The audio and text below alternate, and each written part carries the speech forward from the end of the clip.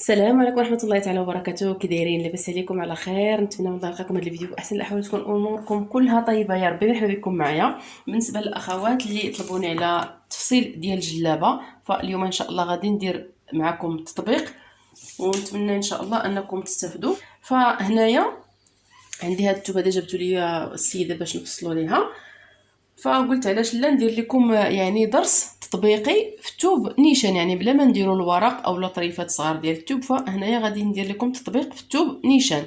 فكيف ما كتشوفوا هنايا التوب متني على جوج، ها نتوما متني على جوج.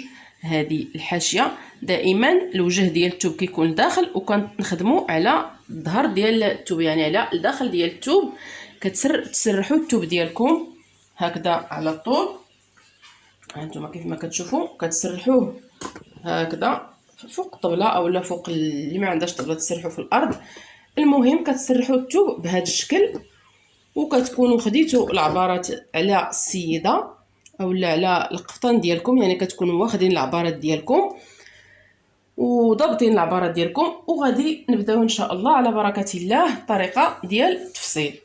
بالنسبه للطريقه ديال اخذ المقاسات البنات، انا غنحطهم لكم في تعليق مثبت اولا في اسفل الفيديو. غتلقاو الروابط ديال الفيديوهات باش تشوفوا كيفاش تاخذوا المقاسات وكيفاش تقسموهم. يعني في الكتاف كناخذوا العبار ديال الكتاف من النهايه ديال الكتف الى النهايه ديال الكتف، كنقسموه على جوج وكنزيد سنتيم ديال النقطه ديال الخياطه عفوا. بالنسبه للصدر يعني كناخذوا الدوره ديال الصدر كنقسموها على 4، داكشي اللي خرج لينا كنزيدوه سنتيم ديال الخياطه. كذلك الدوره ديال الحزام كناخذوا الدوره ديال الحزام كنقسموها على 4 كنزيدوها سنتيم ديال الخياطه. كذلك الدوره ديال الحوض او لي هونش او الباسان كناخذوا الدوره وكنقسموها على 4 وكنضيفوا سنتيم ديال الخياطه. بالنسبه للطول كناخذوا الطول الكامل ديال السيده وكنضيفوا 6 سنتيم اولا 8 سنتيم حتى ل 10 سنتيم ديال العطفه على حسب الثوب الا كان وافي. فكيف قلت لكم غنخلي لكم هذا الروابط ديال كيفاش تاخذوا المقاسات وكيفاش تقسموهم، غنخليهم لكم ان شاء الله في فيديوهات فشوفوهم باش تعرفوا كيفاش تخدموا المقاسات. فهنايا بعد ما طويت الثوب على جوج، هنايا الجهه المغلوقه شديت الطول ديال السيده من هنا حتى الاسفل، يعني حددت طول. هانتوما حددت الطول ديال السيده وحطيت نقطه، وهنايا فين حطيت نقطه هنا فين غادي نبداو الخدمه ديالنا، يعني النص ديال الثوب، يعني الوسط ديال الثوب فين غادي نبداو الخدمه. يعني ما غاديش نبداو الخدمه في الراس هنايا ديال الثوب، ما غنبداوهاش هنا، وانما غنبداو هنايا في الوسط ديال الثوب باش نربحوا الثوب. هاد القضيه هذه كتسمى الداخل في الخارج البنات، يعني غنفصلوا الجلابه بطريقه الداخل في الخارج. هذه الطريقه هذه كتنفع بزاف الا كان مثلا الثوب ناقص وكان عندكم العبار كبير. اذا اخواتي بعد ما حطينا الطول ديال السيده كنجيو لهاد النقطه هذه اللي حددنا فيها الطول. غادي ندير سطر هكذا غير باش يبان لكم شنو كندير، وغادي ندخل اول حاجه غندخل ب 8 سنتيم ديال العنق. هنايا غادي نفصلوا الخلف هو الاول، غنحط 8 سنتيم ديال العنق وندير نقطه. غادي نهبط ب 2 سنتيم، هادشي بالنسبه للخلف. غادي نحط الكتاف ديالي، يعني شحال عندكم ديال الكتاف في العبار ديال الكتاف غتحطوه هنايا ونحط نقطه. ملي كنحطوا العبار ديال الكتف كنهبطوا ب 3 سنتيم بهذا الشكل. كنجي لهاد النقطه هذه كنهبط بعلو الصدر. هاد العبارات هادو فكتشدوهم ملي تكونوا كتاخذوا القياسات. كنهبط بعلو الحزام وكنهبط بعلو الحوض اللي غالبا كيكون ما بين 58 حتى 60، وكنحط نقط بهذا الشكل. هانتوما نتمنى يكون واضح. دخلنا ب 8 سنتيم ديال العنق، هبطنا ب 2 سنتيم، دخلنا بالكتاف بهذا الشكل. هانتوما يعني شحال عندكم في الكتاف كتحطوه هنايا وكتهبطوا ب3 سنتيم. كنصيلوا ما بين هاد النقطه وهاد النقطه، وهنايا كنديروا تقويره ديال العنق. كتسطروا هاد النقط باش كلشي يبان لكم واضح، باش عليهم غادي تخدموا اولا غادي تحطوا العبارات ديالكم. يعني كتسطروا النقطه ديال الصدر والنقطه ديال الحزام والنقطه ديال الحوض. هنايا في العبار ديال الصدر كتحطوا شحال عندكم في العبار ديال الصدر. انا عندي 27 في هذا القياس ديال السيده، 27 ونص. غنحط نقطه هنا وكنجي للحزام. دائما الحزام كيكون شي ناقص 1 سنتيم على حسب يعني على حسب السيده وعلى حسب العبار اللي كتشدو. كيكون ناقص ب1 سنتيم على الاقل 1 سنتيم باش كتجي شي شويه هكا داخله وباينه الفصاله، على حسب يعني على حسب الطلب. هاد الحزام على حسب شحال فيه ديال هذا، يعني شحال عندكم في العبار كتحطوه هنايا. هنا عبار الحوض فكنحط 31. بالنسبه لي انا العبار اللي عندي غنحط 31 وغنحط نقطه. دابا غادي نجيو باش نخدموا التركيز ديالنا، البلاصه فين غادي يتركب الكم. بالنسبه للتركيز اللي بزاف ديال الاخوات كيلقاو فيه مشكل، فالعبار ديال التركيز فكتاخذوه بالربع ديال الصدر كتنقصوا منه 3 سنتيم. يعني العبار اللي حطيتوه هنايا كتنقصوا منه 3 سنتيم وكتهبطوا به هكذا، اولا كتستعملوا هذا البيروكي هذا، هاد الاداه هذه كتستعملوها باش كتحطوا التركيز ديالكم بالنسبه للمبتدئات ويجيكم مقاد. انا غنعطيكم واحد الطريقه تسهل عليكم بالنسبه للمبتدئات. كتاخذوا العبار اللي عندكم في الصدر، يعني الربع ديال الصدر، هادشي اللي عندكم هنا مثلا انا عندي هنا 27 ونص. كتاخذوا هادشي اللي عندكم في الربع ديال الصدر كتقسموه على جوج بهذه الطريقه. ها نتوما هذه 27 ونص كتقسموا، يعني عطيتكم واحد الطريقه اللي هي بسيطه ما عندكم فين تلفوا، ما غاديش يعني غادي تفصلوا ان شاء الله التركيز بكل سهوله. هانتوما كتنقصوا منه 3 سنتيم. هاد 3 سنتيم كتنقصوها الا كانت مثلا السيده الدراع عندها يعني عادي، يعني ما تكونش السيده غليظه، يعني ما يكونش عندها فهمتوني، يعني ما يكونش الا كانت السيده يعني موين هكا فكتنقصوها 3 سنتيم. كانت السيده عامره يعني غليظه وعندها الدراع يعني هكا عامر فما تنقصوش 3 سنتيم، كتنقصوا فقط سنتيم واحد. وكتاخذوا هذاك العبار اللي خرج لكم كتهبطوا به من هنا، يعني العبار اللي خرج لكم هنايا الربع ديال الصدر ناقص 3 سنتيم كتحطوه كتهبطوا به من هذه النقطه هذه، من هذه، وكتهبطوا نيشان هكذا. فهنايا كتقدروا تستعملوا هاد البيروكي باش كترسموا التقويره ديال التركيز، اولا كتخدموها بالطريقه اللي قريناها في المدرسه هكذا. كتاخذوا هاد العبار اللي عندكم هنا هكذا كتقسموه على 2، كتحطوا نقطه وكديروا تقويره بهذا الشكل هكذا. صافي، ها هو التركيز ديالنا واجد. بغيتو تخدموه بهذا فكتحطوا البيروكي بهذا الشكل هانتوما وكترسموا التركيز ديالكم يعني بكل بساطه بهذه الطريقه هكذا. هنايا غادي نبداو نصيلوا ما بين هاد النقط هادو. غادي نلاقيو النقطه ديال الصدر مع النقطه ديال الحزام بهذا الشكل، وغادي نلاقيو النقطه ديال الحزام مع النقطه ديال الحوض.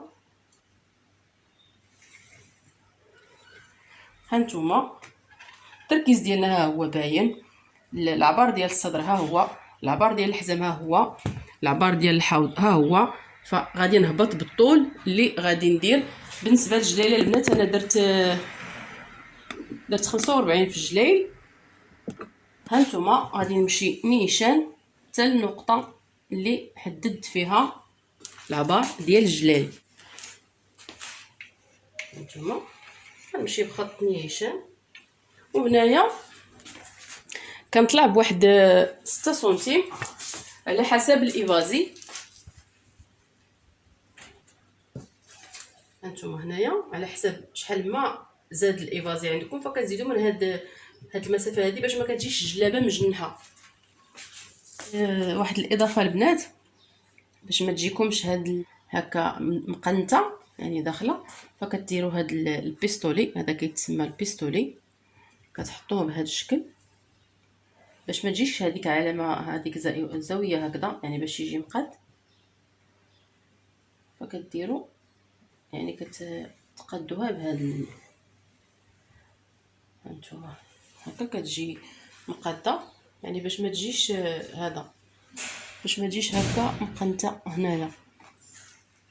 صافي دابا غادي ندوزو على بركه الله باش نقطعو. ودائما قبل ما تقطعوا البنات فكتعبروا الجهه المقابله باش غادي تلقاو يعني القياس غيخرج لكم فين تخرجوا الدوفا او الامام.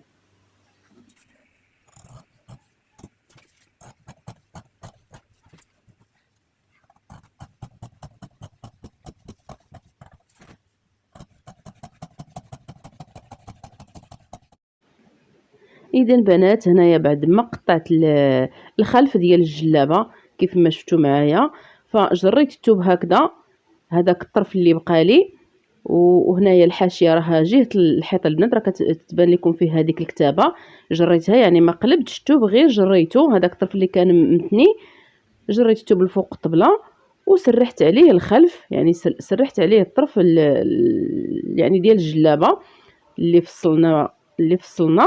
فغادي نقادو بهذا الشكل، وهذا البنات قبل ما تهزوا هذاك الطرف اللوراني او الخلف ديال الجلابه فشدوه بالفنيتات وقادوه بهذا الشكل فوق هذاك الطرف. وبالنسبه لهذا الحاشيه هذه البنات فمن الافضل انكم تقطعوها، حيت كدير مشكل بعض المرات كتلقاو الجلابه مكمشه بسبب هذيك الحاشيه. المهم فما كندخلوهاش في الخياطه، فكتحطوا هذاك الطرف ديال الخلف ديال الجلابه كتحطوه هكذا كتسرحوه وكتشدوه بالفنيتات هكذا. وبالنسبه لهذا الطرف هذا هو اللي غادي نفصل فيه معكم الكمام والقب ديال هاد الجلابه. فهانتوما بعد ما كنسرحتو بهذه الطريقه، ودائما البنات قبل ما تقطعوا كتعاودوا تشوفوا العبار ديالكم، هذا الشيء بالنسبه للمبتدئات كتشوفوا العبار وكتاكدوا منه عاد قطعوا، حيت كيف ما كيقول لك المثل 100 تخميمه وتخميمه ولا ضربه بالمقص. اذا هنايا كنولي غير نقاد بلا ما كنعاود نشد العبارات، غير كنقاد. هنايا بالنسبه للتقويره ديال الكول ديال الجلابه فكنهبطوا ب 12 حتى ل 13 سنتيم، وكنحط علامه يعني كنحط نقطه هكا بالطباشير وكندخل ب8 وكندير هكا تقويره تقريبا بحال الشكل ديال في، ماشي في ولكن كتجي شي شويه مايله. صافي هنايا غير كنحط هكذا نقيطات هكا باش يبان ليا العبار ديال هذا ديال فين غادي نقطع. والفرق اللي كاين هنايا في الامام والخلف، هانتوما هنايا بالنسبه للتركيز كنقسمو هكذا على 2، يعني كنحط السنتيم وكنقسمو على 2 ونص ديال التركيز. بالنسبه للامام كندخل بسنتيم ونص، يعني دخلت بسنتيم ونص هكذا، ودرت هاد التقويره غير باليد بهذا الشكل. وهنايا قديت الخط ديال الكتف. هاد التقويره يا البنات باش دخلت هنايا هاد بسنتيم ونص كنديروها باش ما تجيش ديك الكشكاشه اللي كتكون هكايا في جهه الصدر، جهه التركيز. وكنقاد الثوب ديالي بهذه الطريقه. هانتوما كنمشي هكذا غير بالطباشير بالنسبه يعني اللي تخاف ان الثوب يهرب، فكديروا هكذا طباشير اولا كتشدوا كيف قلت لكم بالفنيتات، ضروري قبل ما تقطعوا شدوا بالفنيتات. صافي هكذا كنكون فصلت الجلابه الامام والخلف، كنقطع يعني بشكل عادي. ودائما البنات كي كنقول لكم هذا يعني عاودوا تاكدوا من العبارات ديالكم قبل ما تقطعوا، فاللهم تعاودوا تاكدوا ولا يعني يمشي الثوب. صافي هكذا كيف ما كتشوفوا قديت الامام والخلف ديال الجلابه. غادي نجمعوا غادي ندوز هنايا باش نفصل معكم الكمام. فبالنسبه للطريقه ديال الكمام البنات هنايا كتاخذوا ثوب كتاخدوا الثوب كتثنيوه على 2 ومن بعد كتثنيوه على 4 باش يعطينا الكمام بجوج. والطريقه باش كتشدوا العبار ديال الكمامه البنات، كتاخدوا الربع ديال الصدر كتنقصوا منه 2 سنتيم وكتحطوا هذاك الشيء اللي خرج لكم. وهنايا كنهبط ب 12 سنتيم حتى 13 سنتيم، يعني 13 سنتيم ما تفوتوهاش، 12 سنتيم باش كنهبط هنايا. وفي الجهه المقابله كذلك كنهبط ب 12 سنتيم وكنحط علامه وكندير سطري، يعني كنصيل ما بين هذيك النقطه والنقطه الاخرى، يعني باش كنرسم هكذا شكل مستطيل. هذه هي الطريقه باش قرينا الفصاله يا البنات.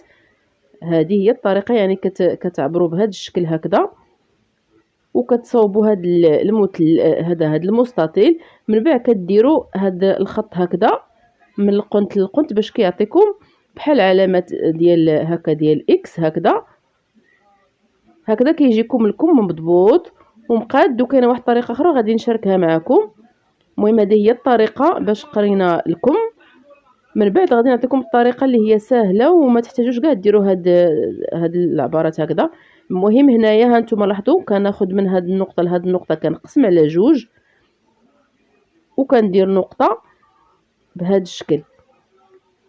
وهنايا جهه البلاصه اللي غادي تلصق يعني تجي في الكتف كنخرج بسنتيم كنطلع بها للفوق، وفي الجهه الاخرى كنهبط بسنتيم تقريبا سنتيم هكذا وكنطراسي بهذا الشكل. يعني كندير ديك التقويره هكذا باش يبان لكم. ها نتوما شحال هادي راه كانوا كيديروا لكم غير داير، ولكن بهذه الطريقه هذه كيجي لكم مزيان كيجي مجموع. فها نتوما هكذا كنكونوا خدمنا الكم ديالنا. بالنسبه للطول فكديروا الطول على حسب الطول اللي عندكم ديال الكم، وكذلك هنايا في فم الكم فكديروا العرض اللي بغيتوا ديروه في الكم. هكذا كتحطوا نقطه ودائما كتزيدوا لوغلي على حسب 2 سنتيم حتى 4 سنتيم على حسب الطول ديالكم. هكذا كتصيلوا ما بين هاد النقط هكا باش كيبان لكم الكم مقاد، وباش يجي الكم مقاد مزيان ما يجيش عريض بزاف. فكتعبروا هاد المسافه هذه وكتقسموها على 2 بهذا الشكل بهذه الطريقه هكذا وكتحطوا نقطه، وفي هذه النقطه هذه كتدخلوا بواحد سنتيم ونص بهذا الشكل هذا وكتحطوا نقطه وكديروا ديك بحال هانتوما غادي نستعمل هنايا المسطره باش غادي نصير ما بين هذيك النقطه والنقطه ديال فم الكم بهذا الشكل هكا. كثرت عليكم البنات نقطه نقطه، ولكن هانتوما لاحظوا غير انتبهوا مع الفيديو راه كلشي واضح. وكنصير ما بين هاد النقطات هادو هكذا. من بعد كناخذ هذاك البيستولي فغادي نقاد به الكم هكذا. كتاخذوا هذا البيستولي كتحطوه بهذه الطريقه وكديروا بحال كيجي شي شويه هكذا مايل هكذا كيجي لكم مقاد وزوين ما كيجيش عريض اكثر من القياس صافي. وغادي ندوزو باش نوريكم الطريقه اللي هي بديل لهذه الطريقه هذه. فكتاخذوا الثوب نفس الشيء كتنيوه على 2 ثم كتنيوه على 4 باش يعطيكم 2 ديال الكمام، وكتاخذوا الربوعه يعني هنايا التركيز البلاصه فين غادي يتركب الكم كتحطوه بهذه الطريقه. هنايا التركيزه البنات اللي خدمنا مع بعضياتنا هانتوما هنايا كتحطوا التركيز بهذا الشكل والثوب كيكون متني مقاد، يعني هنايا فوق الكم كيجي مقاد نيشان مع الكتاف.